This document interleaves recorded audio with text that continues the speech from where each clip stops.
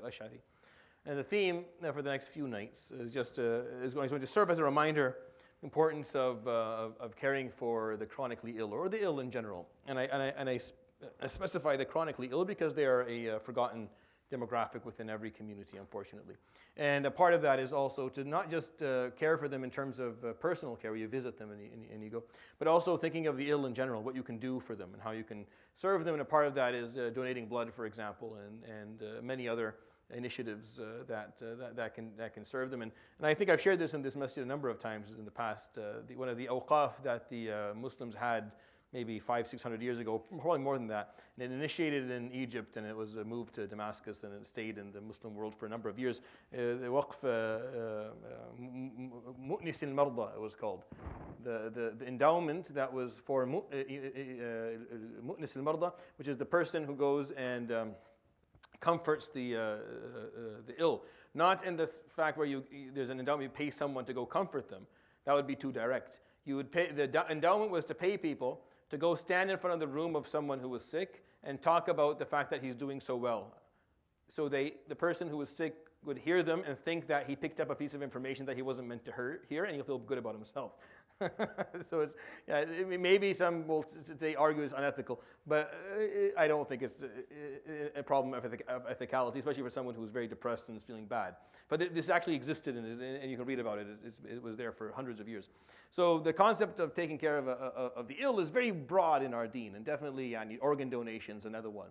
Something that everyone should have a card. If you don't already have the card, sign it, and may Allah grant you a long life with prosperity, inshallah, and you never need to. But if Allah subhanahu wa ta'ala takes your life early, or you leave and there is a possibility of you benefiting an ill person, then that's a lot of khair. And Mujamma al-Fiqh al-Ifta in Saudi, and Rabit al-Ulama al-Muslimin with Sheikh Qaradawi over the last maybe 20 years have all put out the fatwas of this being encouraged to do, not discouraged, in case you have any doubts about the topic.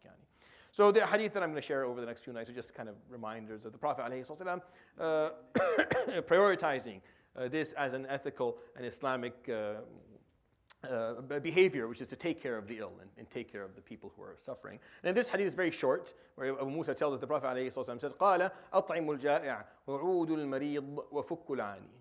So he gave 3 commands alayhi salatu wasalam consecutively, which he rarely ever did alayhi salatu wasalam. If you study his sunnah, you won't find that he gave a lot of commands, especially not consecutively. But in this hadith, he gave 3 commands that serve as basically a foundation of how we should see our communal service, or where we should see our communal service originating. So, أَطْعِمُ الْجَائِعَ, make sure that you feed the hungry. Hungry people should take priority. No one should go hungry. Kids should not sleep hungry, and families should not be hungry. There's enough food for everyone.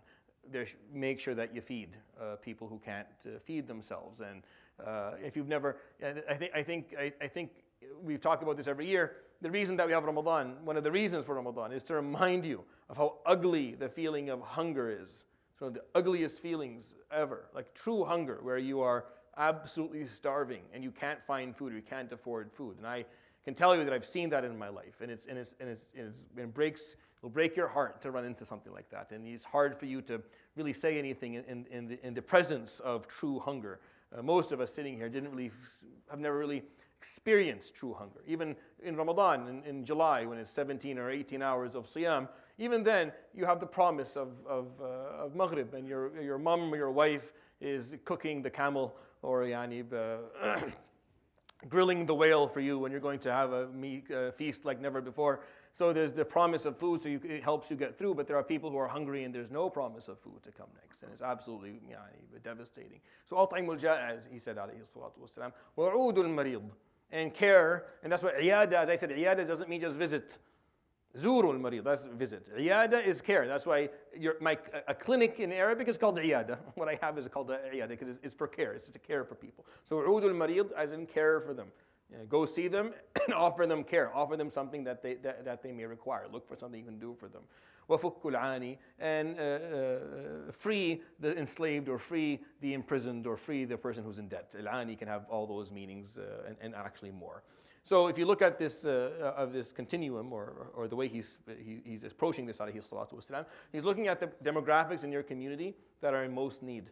People who are hungry, people who are chronically ill, and people who are enslaved or don't have their freedom, either financially, militarily, or socially. People who are lacking their ability to make their... These are the people in every community that are in need. They are not well. They can't practice Islam properly. They can't enjoy life appropriately. They don't function at their best because they're missing one of the basics that they require. If you don't have enough food for yourself and your children, there's not much you can do with your life. There's not much deen, there's not much science, there's not much knowledge, there's not much prosperity, there's not much happiness, right? If you're people who are ill, this is called wellness, right? In Arabic, I just translated afiyah. That's all I did. I just wanted to say, what is afiyah in Islam? Because that's all we ask for. That's what he asked for, alayhi salatu wasalam, every day of his life. Outside of akhirah, outside of jannah and nar and all the stuff that we care. As'aluka Allahumma al-afiyah. Fi ad-dini wa dunya wal akhirah. Ya Rabb, just got me afiyah, wellness. Because the moment you lose your afiyah, the moment you're not well anymore, everything changes. So when you're sick, you look back and you're like, oh, what was I doing? What was I worried about? Why was I complaining? I was well, I wasn't in pain. I wasn't... the people who are in pain, or people who aren't well, and those who are lacking their freedoms and in debt and can't take care of themselves.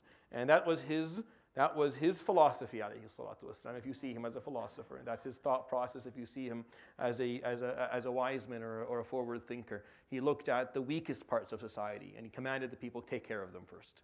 Because as a community, you can't prosper and you can't stand if there are people amongst you who are struggling that way. And you don't care for them, you don't offer them the services that they need to get out of the situation that they're in. Because we all sail together or we all sink together. That's how he saw it, alayhi salatu wasalam. And that'd be very difficult today. Maybe very difficult today to actually practice and preach politically. But we're not preaching it politically. We're speaking about this ethically. We're speaking about this from the origin of what we believe in our hearts as Muslims and how we see our role within the world that we live in. And if we did that as Muslims, I believe that a lot of change would come to the world, and it would be meaningful and would, inshallah, sustainable as well. يروي الإمام البخاري في صحيحه عن أبي موسى الأشعري رضي الله عنه قال قال رسول الله صلى الله عليه وآله وسلم أطعموا الجائع وعودوا المريض وفكوا العاني. صدق رسول الله صلى الله عليه وآله وسلم. لا إله إلا أنت أستغفرك وأتوب إليك. وصلى الله وسلم وبارك على نبينا محمد وعلى آله وصحبه. جزاكم الله خير وبارك الله فيكم. السلام عليكم ورحمة الله تعالى وبركاته.